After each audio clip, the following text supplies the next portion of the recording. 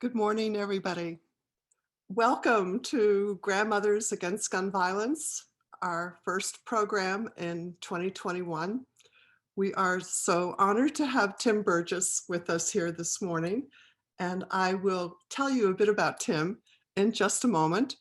But first, we want to thank each of you for attending this morning and welcome you and thank you for your ongoing participation with Grandmothers Against Gun Violence. As we move through the program, if you have any questions, please use the Q&A box. That is where you may pose a question to Tim that he will be able to answer at the end of his remarks. Tim, it is a great honor to have you with us this morning. And what I would like everyone to know about Tim, if they don't already, is what a history of service he has to our community, to the city of Seattle, and what a friendship he has with grandmothers. Both are very important to us. But as you may well know, Tim served on the Seattle Ethics Commission, and then he graduated up to the Seattle City Council, and then he graduated up to being the president of the Seattle City Council, and then he served as our interim mayor for a period of time. And before all this service, Tim had a service of a different kind. He was a uniformed policeman and a detective. He knows our communities and he cares deeply about our communities. We have had the pleasure of working with Tim, seen Tim a number of occasions. One was the time we all walked together from Sam Smith Park to downtown Seattle and testified on a proposition before the city council. We have seen Tim at a Husky football game pop-up event that we will do again next fall, I hope, this coming fall. And we actually bumped into Tim one time down in Olympia when we arrived for our lobby day, and he was working on early childhood issues. So Tim, we thank you for your service to our city, to our communities, and we welcome you this morning. Thank you very much, Margie. I'm very pleased to be here with all of you. And I want to start by acknowledging the work of Grandmothers Against Gun Violence and thank each and every one of you. And I know you're spread across the state of Washington. So thank you for caring about your community. Thank you for putting your beliefs into action and trying to accomplish good things to make our cities and towns and the whole state of Washington safer for the people of Washington.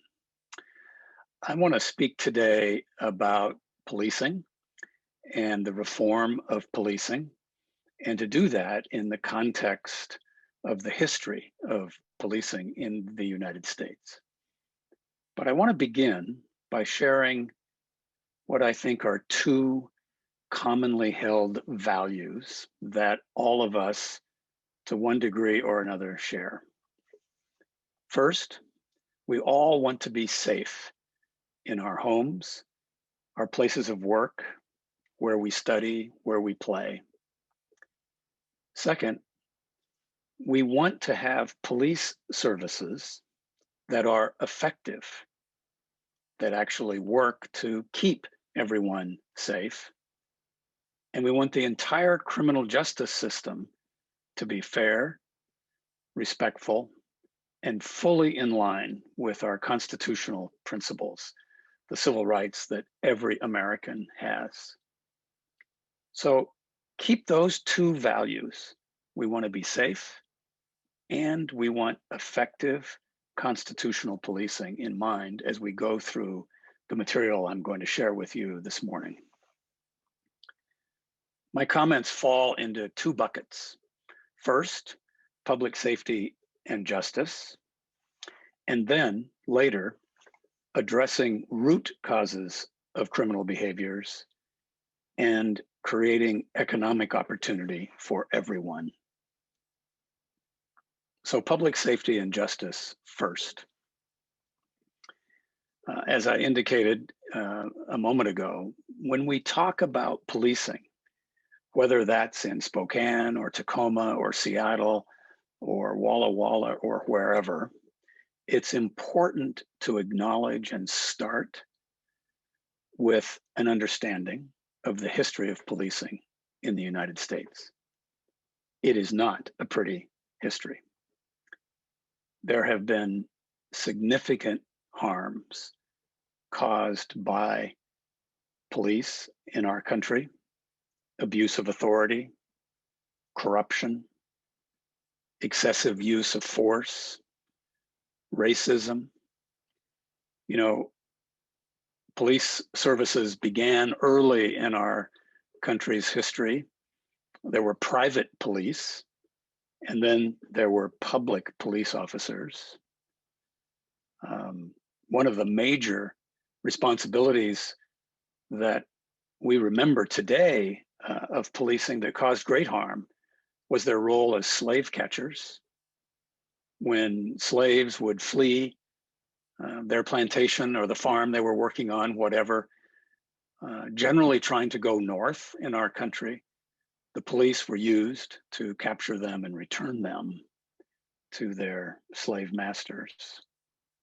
During the Jim Crow era in the southern United States, which is an era where practices and norms and even laws were written to keep Black Americans, quote, in their place.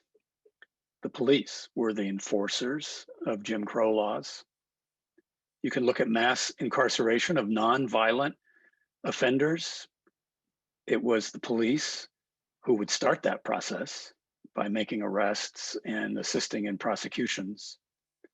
And then today, maybe we don't view it as directly related to policing, but it is.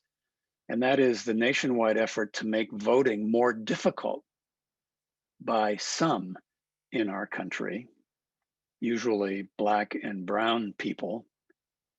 And those laws are often enforced by the police. Now, we could also say good things about the police in the history of our country, and that would be very true as well. But for American citizens today, especially if you are a person of color, the history that I just went through is well known by you, by stories, by reading history, by the family remembrances that are passed on from generation to generation. So we need to take positive, proactive steps to rectify those harms and have the history that we're creating today be viewed later in a totally different light. And here's some of the steps that we should take as a society to remedy those things. First, changes in the criminal justice system writ large. The courts, the prosecutors, jails, prisons, the entire system. We should eliminate cash bail. So when you're arrested today, and hopefully no one participating in this webinar will be arrested anytime soon, but if you're arrested today, you will appear before a judge or a magistrate, usually the next day, but always within 3 days. And you will either be held in custody because you're a flight risk or you are a danger to public safety, or you'll be released. And if you're released, there's 2 ways you could be released: on your personal recognizance, in other words, your promise that you will come back for your court hearings, or you're released by posting bail. And what posting bail means is that you or a bail bondsman, a enterprising commercial business, posts 10% of the bond amount with the court. District of Columbia and the state of Illinois now have eliminated cash bail. And they did so because the evidence shows that it really doesn't protect anybody, but it certainly makes a lot of money for the bail bonds companies. And it often causes economic harm to people who've been arrested because often they don't have the economic means to post bail. So that's one step. Another step is for policing in general, we should set higher standards for who we allow to become police officers. And I will cite just two of those higher standards. One is age, and the other is education. Right now, you can be a police officer in the state of Washington when you're 21 years of age or older. The science of brain development tells us that for most adults, they are not capable of objective, independent decisions until about age 25. Do we really want 21-year-olds who have not reached that level of maturity to be making the decisions that police officers make almost on a daily basis? And, I think probably most, if not everyone on this webinar is a woman. So I'll make this comment about myself and other men. That science of brain development generally says that we are usually a year or two behind. So I think that in the state of Washington, we should raise that age to 25 so that we are recruiting, training, and deploying more mature individuals.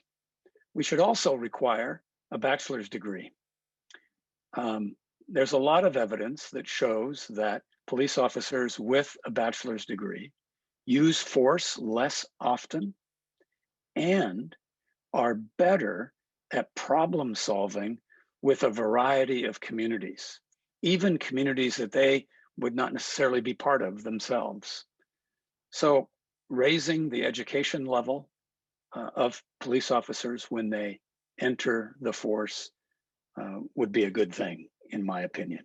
Now, there's some who object to that and say that if we raise the education level too far, that it will exclude some individuals who, in fact, could be very good police officers, but don't meet that education standard. A fallback position of mine is, okay, you don't want a college degree to be a police officer, then let's say you have to have a college degree to be promoted in a police service higher than the entry level that you enter the police force. We also, in policing, should follow the science of policing, and there is a lot of literature around the science of policing. Better training, especially in the area of de-escalation and how to deal with individuals who are in a crisis situation because of a mental health challenge or because of substance use disorder, what we used to call drug addiction. Those things require special skills, special training, and the evidence clearly shows that officers who have gone through crisis intervention training and de-escalation training perform their tasks better and use force far, far less often than officers who do not. We also should look at what is called problem-solving policing. And there's a lot of literature on this. Sue Rahr, the former King County Sheriff, who now heads the Washington State Criminal Justice Training Commission, where all police officers in our state go through the academy, changed several years ago the curriculum from a warrior mentality to a guardianship mentality. And this plays right into the problem-oriented, problem-solving orientation of policing, which says basically that police officers become partners with the local community to help identify problems, help identify people who are causing the most harm, and then with the neighbors, with the people who live there, with the people who work there, the shop owners, etc., develop a plan to solve that particular problem. Now, the reason this is so important is because crime is concentrated at specific places and it rarely moves. This has been documented around the world. The studies I'm most familiar with are the ones done right here in Seattle. 50%, half of all crime misdemeanors, and felonies occur on just 5% of Seattle's blocks, our city blocks. So in your mind, envision a city block. You probably have walked around one recently. In Seattle, 5% of our city blocks are responsible for half of all the crime reported to Seattle police.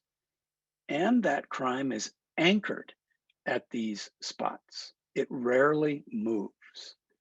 And there's a lot of reasons why that is.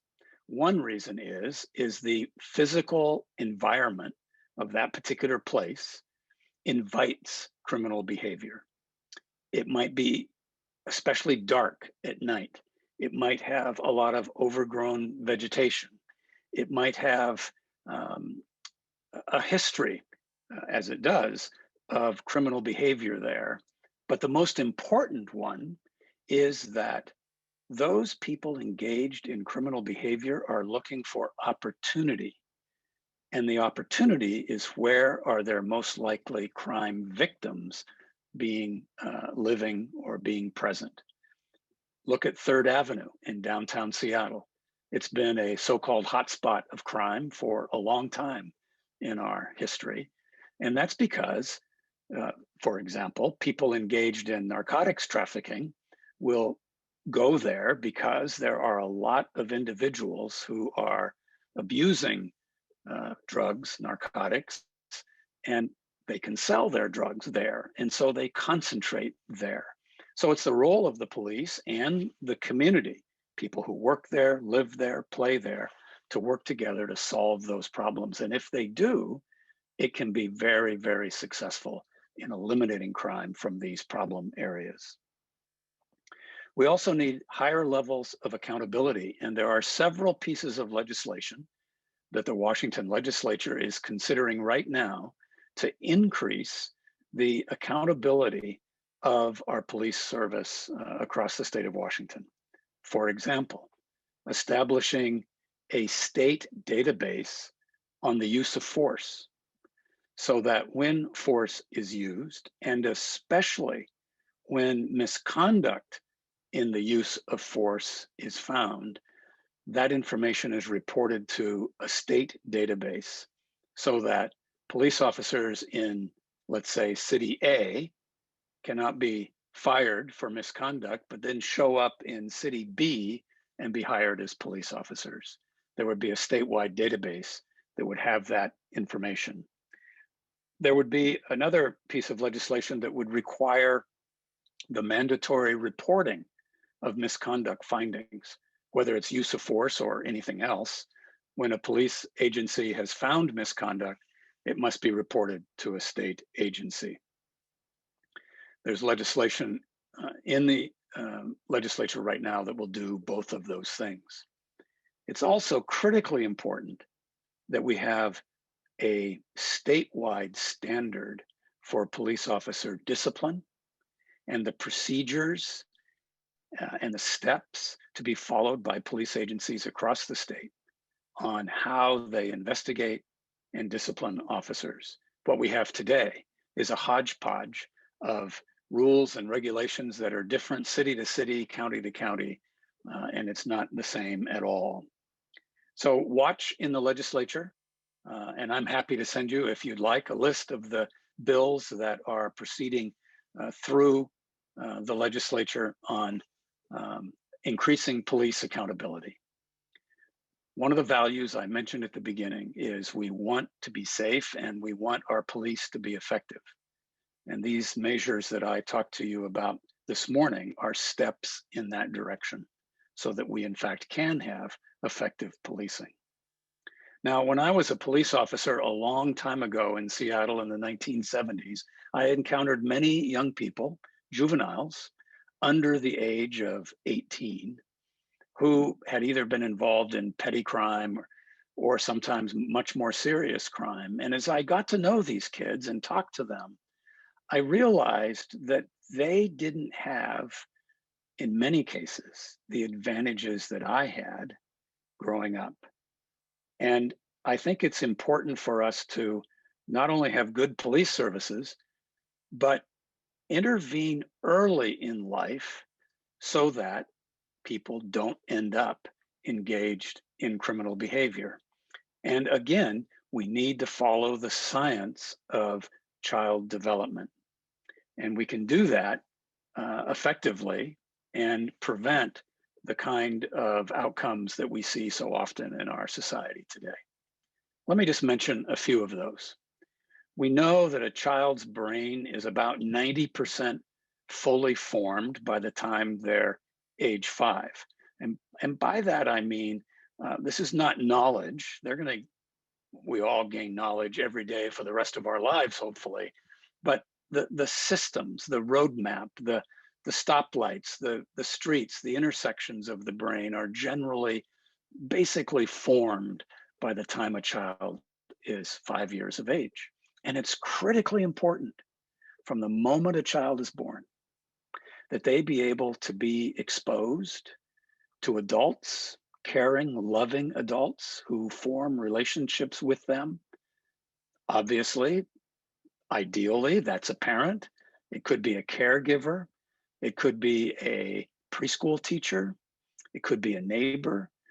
But relationships with adults allow kids to learn how to interact with other people. They don't learn these skills from other children.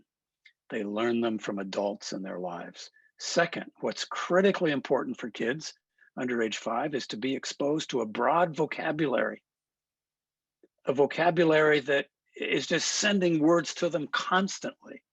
That's helping them understand language and begin to communicate and later read on their own. It's critically important.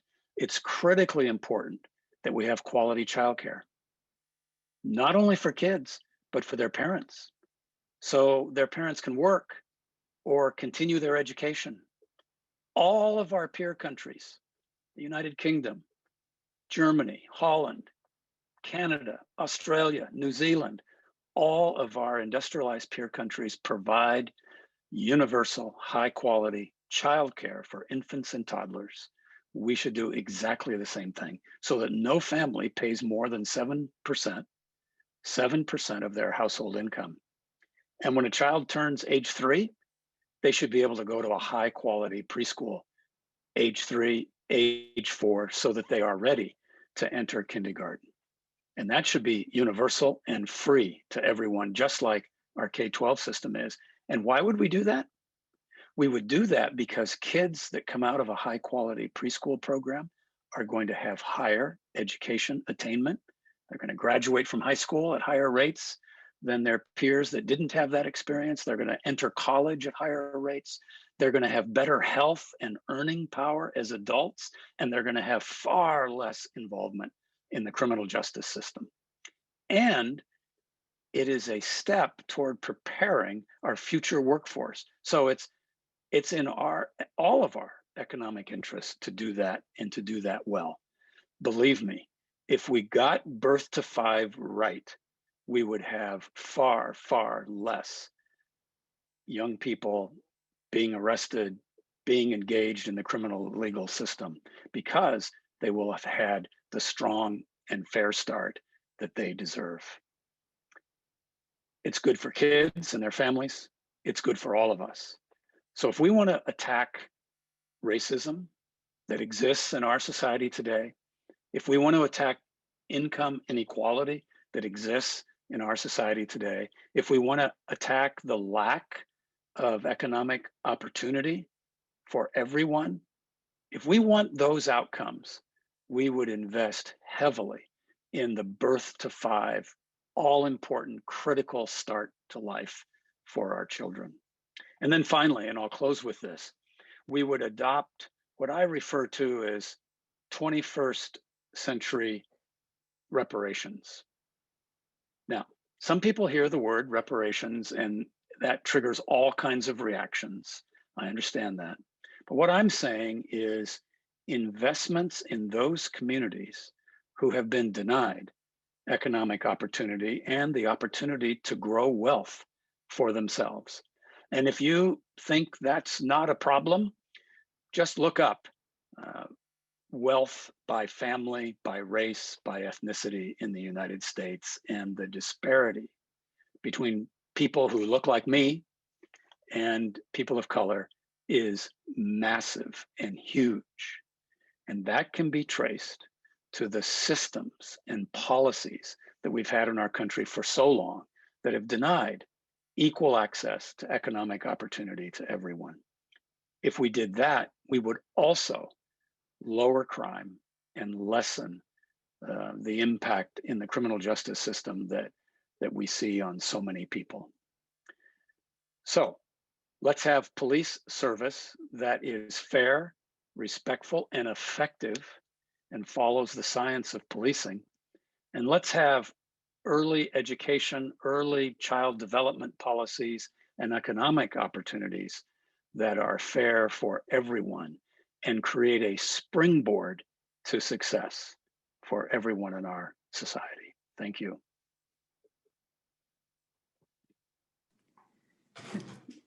So Tim, are you ready for some questions? You bet. Fire away, Kathleen. Okay. I'm going to group some of these questions together because some of them are related and they still keep coming in. You made a lot of remarks about changing the sort of things that police officers, the requirements for being a police officer. And some people had some suggestions on that. People suggested instead of a bachelor's degrees, possibly an AA degree, and possibly, and I'm assuming that there's a background check, but someone wanted to know if you're doing a background check, and also, so a background check, an AA degree, and maybe a quota on having more women, you know, a baseline for instead of, you know, as a target instead of just, Yep. you know. So your comments on those? Yep. So, you know, I'm going to hold out for the ideal, which is a bachelor's degree. I think I think we want to view the police service as a profession, and we should be taking steps constantly to elevate and improve the quality of that profession. Now, would I accept an AA degree if we can't get a bachelor's degree? Of course, I would. I might want the BA or the AA degree to be in the social sciences more so than just a criminal justice degree. But that's a level of specificity that we don't need to get into here. But okay. I think college education for police officers is a good thing. I went to college through a program called the Law Enforcement Assistance Administration, when the federal government would pay for police officers to get either an AA or a bachelor's degree. I did not stay a police officer long enough to pay off that grant that I got from the federal government. And about 10 years after I left the police service, I got a bill for $87. And it said, you didn't serve long enough, you owe us $87. And I wrote a check to the federal government, which, you know, they probably never realized they ever got, but I sent my check in. In terms of hiring women, yes, I know Seattle police have made that a major effort. They've also made a major effort to hire officers of color and officers who speak a second language other than English, and officers who have been engaged somehow in community work or the social sciences. You know, what's really tragic is in 2020, 186 police officers left the Seattle Police Department, including the chief of police. That is the highest number of departures in any year since they started keeping those records. And it's twice the number that they projected at the beginning of the year would leave. You know, some people, there's always people leaving, but we've never seen the huge departures that we saw last year. And sadly, many of those are our younger, more recent recruits and officers of color who have left and gone elsewhere to pursue their career. Okay, here's another question. Given the police accountability issues currently in the legislature, How do you think police unions, particularly in Seattle, will react to changes that are might be mandated? Not well. There was a study that came out early last year of the role that police unions play in blocking or interfering with really robust, true accountability standards, which is unfortunate. There is a very important role for labor unions in our country. Where I sometimes differ is when they place a greater emphasis on protecting their members than serving the greater good. And I think we see that a lot with police unions, and that's unfortunate. Yeah. So here's a question that came in before we started, which is we seem to want different things from our police officers: de-escalation whenever possible, and armed containment and counterattack when necessary. How can one force do both? If we separate the de-escalation and social work functions and ask others to do that, how can we're leaving our police officers with only the counterattack functions. How can they function appropriately? Yeah, that's a great question. And there's a lot of thought being given to that question, across the country and police agencies everywhere. How do we have an effective police service, but also don't just automatically send a police officer to every call for assistance? And I'll just share a little bit about how Seattle does that now. Our 911 communications center gets about 800,000 calls a year. That's a lot of people calling 911. And the triage that those calls go through results in a police officer being dispatched to about 1/3 of those calls. So a police officer physically showing up at whatever address that call was about. So they are triaging now and not sending police officers to every call. In fact, it's about 1/3 of the calls. The next question is, well, how many of those 1/3 of the calls could have been handled better by someone else so that our police officers are reserved for where they're really needed? And so Seattle has a program called Community Service Officers. These are not armed, sworn police officers. They wear a different uniform, usually khaki pants and a shirt and a blazer. They are really, really good to solve all kinds of problems in neighborhoods. And it's a way the city responds without having to send police officers. We used to have that program up and running for several decades. And in the early 2000s, because of budget problems, they were eliminated. I got to vote on restoring that program before I left the city council. And I think they're up to about 40 CSO officers in the department today. And then there's an effort to establish community-based response options so that the police don't have to go to some calls that can be resolved in a community by people who live there and people who are known and work there. And so we will continue to pursue that as well. There are a lot of questions about the next mayor that's elected will have to choose, obviously, a new police chief. And what sort of qualities do you think that new police chief what sort of qualities should the new mayor look for in the new police chief? That is a very good question, because it goes to the heart of how you change the culture of a police service, a police department. You remember in May of last year, the incident in Minneapolis, where a police officer put his knee on the neck of a Black man. That was horrific. But I saw something else in that incident as well. There were a total of 4 police officers present there.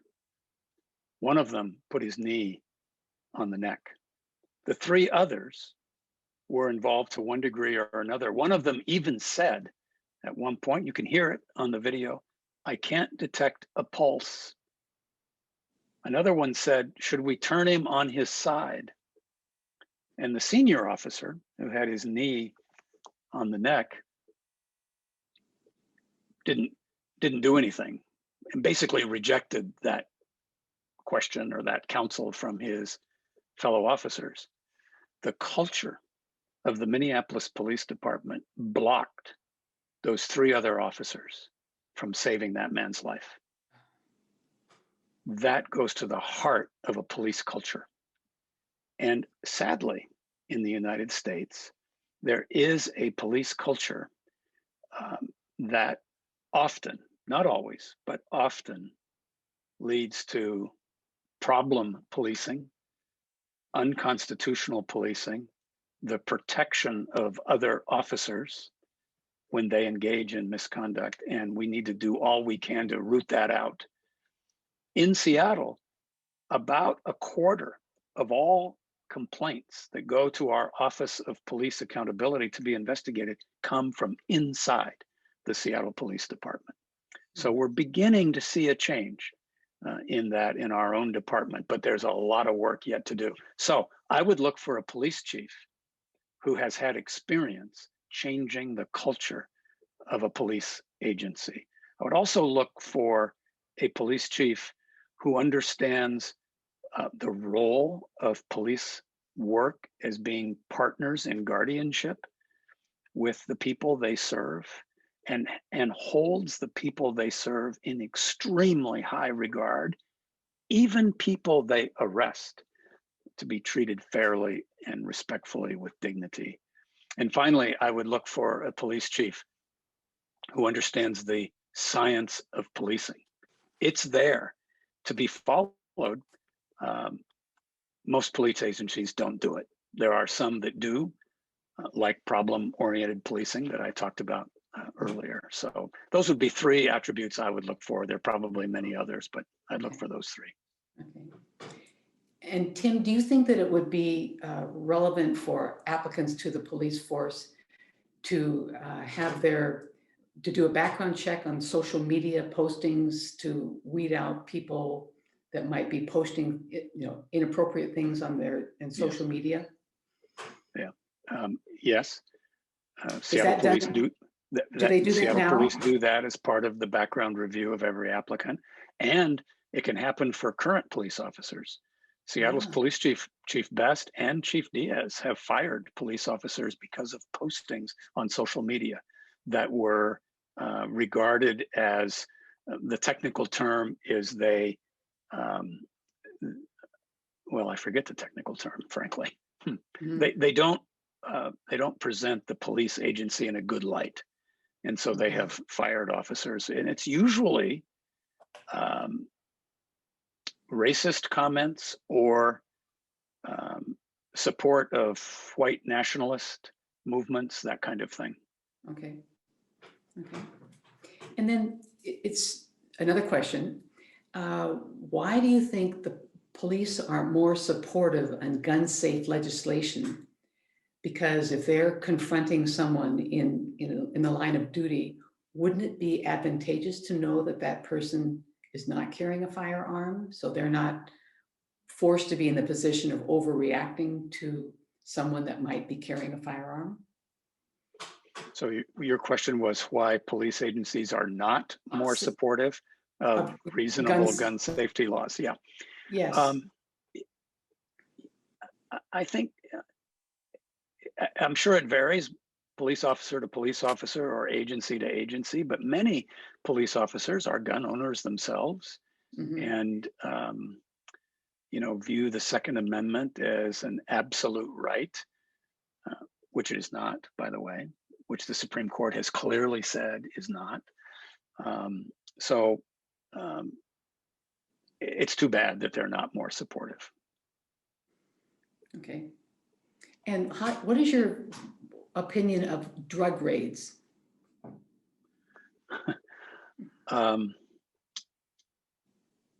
So that question probably is going to like no-knock warrants. Yes, The I assume so. legislature, the legislature just passed, and I forget if it was the Senate or the House, but it passed one house of the legislature just in the last few days or last week to eliminate no-knock warrants in the state of Washington. So, you know, people are going to be arrested if they're engaged in narcotics trafficking, especially if it's enterprise trafficking. In other words, this is how they make money as opposed to sustaining their own addiction. And it's important to make that distinction. But if you're engaged in enterprise narcotics trafficking, you know, you're going to be arrested. So how the police do that, obviously, we want them to do it well and to do it right. But if it passes the other house of the legislature, we will not have no-knock warrants in Washington. Okay.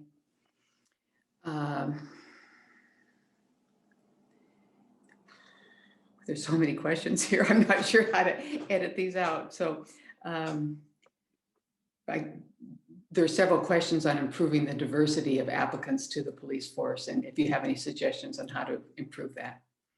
So to do, you know, there's restrictions on whether government can set specific quotas and all of those things.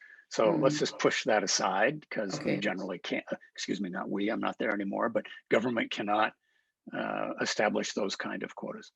But what really works best is intentionality. So if we want to increase the number of women, if we want to increase the number of Asian or Black officers or Hispanic officers, then let's go find them and be intentional about it. And in Seattle, they've done a good job. Our police force is very diverse. In fact, if you look at the population by race in Seattle and then the number of police officers, you know, for many of the categories, but not women, but for many of the categories, they line up pretty well, pretty well. Okay. And then, it's about intentionality. Okay. And then, Tim, what areas outside the police department do you think we need to expand to increase public safety? Well, we need to make sure that our laws are correct and that we're criminalizing the right kind of behavior. You know, Washington took away the criminalization of marijuana. Still very important from a public health perspective to be careful about that. But so I'd look at our criminal laws, which ones need to be changed. I would look at how prosecutors make their decisions on prosecution. We are very fortunate in King County to have Dan Satterberg as our prosecutor. He is, he's a reformer, he's progressive, but he's also very pragmatic and reasonable. He's taken steps on juvenile crime that has had a massive effect on kids that are involved in criminal behavior. You know, our juvenile detention center up on Capitol Hill in Seattle, the population of juveniles there, which used to be close to 100 and sometimes over 100 on any given day, is now averaging somewhere between 15 and 25 a day. That's a huge, huge difference. And those that are there are individuals who have committed really, really heinous crimes. And they just cannot be free to roam around anywhere. So I think that's critically important. And how we do diversion of individuals out of the criminal justice system is really important. How we release offenders from prison, boy, we have a lot of work to do here.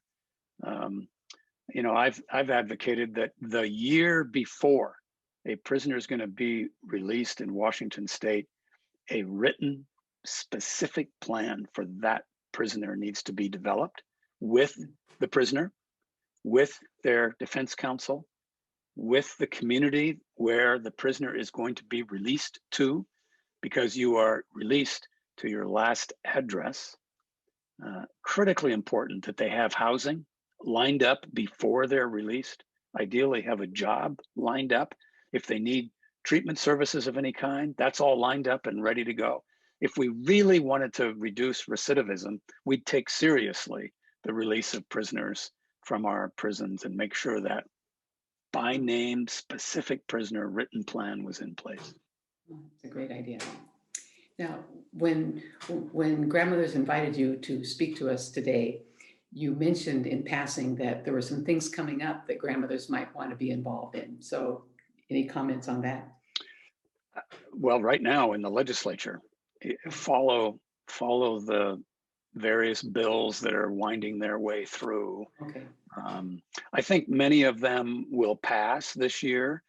Some of them have some technical problems that I hope they will modify. You know, in our reaction to the killing of George Floyd and other incidents like that, you know, sometimes the pendulum swings a bit too far, and we make some mistakes. Chokeholds, for example, those have been banned in the Seattle Police Department for many years. They're not allowed except when an officer is justified in using deadly force. So if an officer could shoot someone, they are able in Seattle to use a chokehold also. That's a nuance that's highly technical, and we can't lose sight of those details and make sure we get that right. The most important bill in Olympia that will not pass eliminates from the disciplinary process the option for an officer to go into private arbitration to resolve their discipline case. So after the chief of police has found that they engaged in misconduct and then imposed discipline of some kind, including firing, they can appeal to a private arbitrator. Oh, is this 5051? Is it Senate Bill 5051? I believe so. I'm not certain, but I believe so. And yeah, I think it is. And the study, we've had cases in Seattle where the arbitrator orders the officer to be rehired. And private arbitration is against everything that we want in terms of accountability to the public and those things. Now, police officers deserve the right to appeal, as all public employees do. Okay.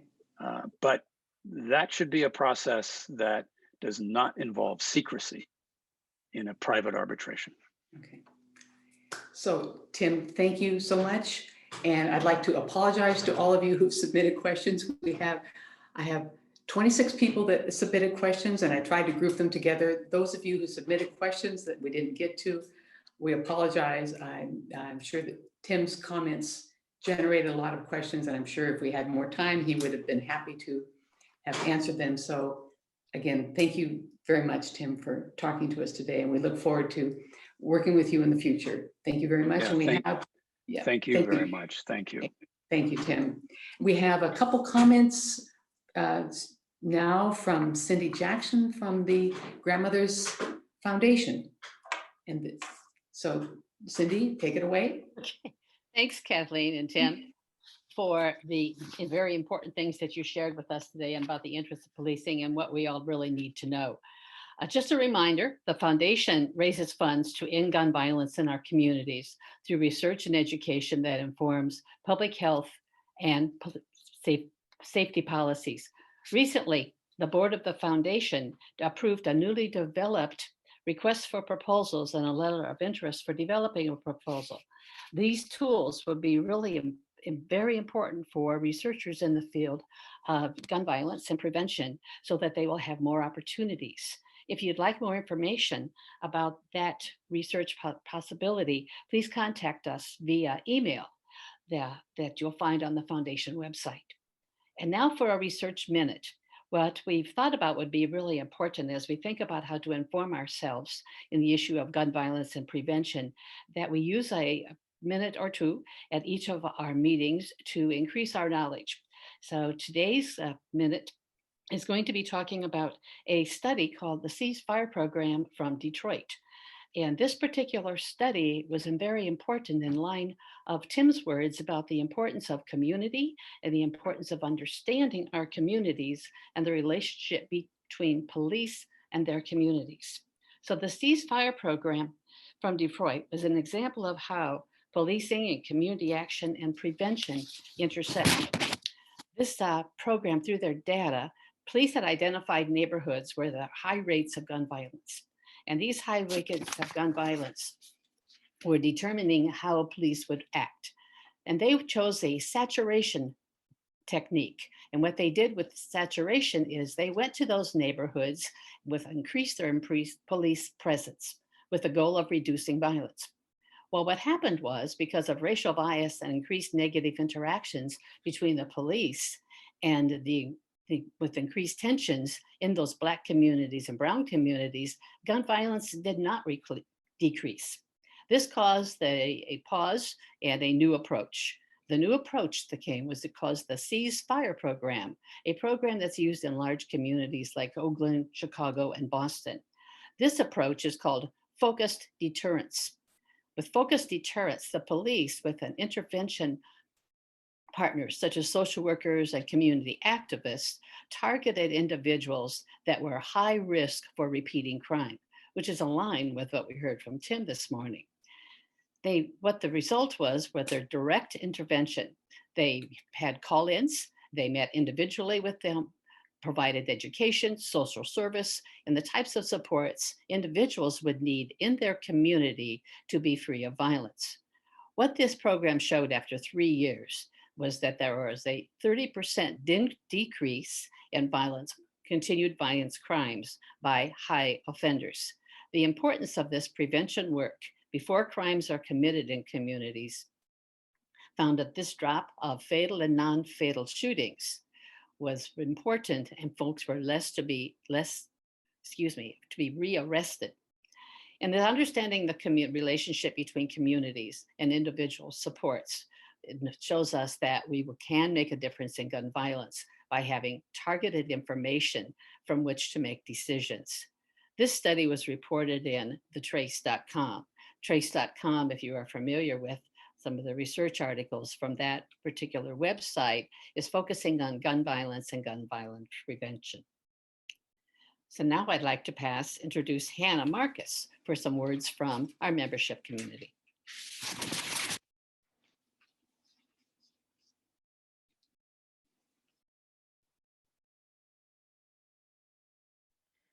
Hannah, I think you are on mute.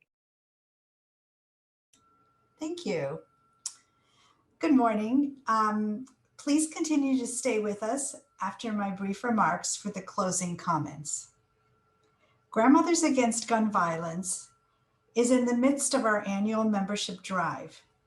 Thank you to those of you who have already renewed your membership for 2021 and gone above and beyond with additional donations.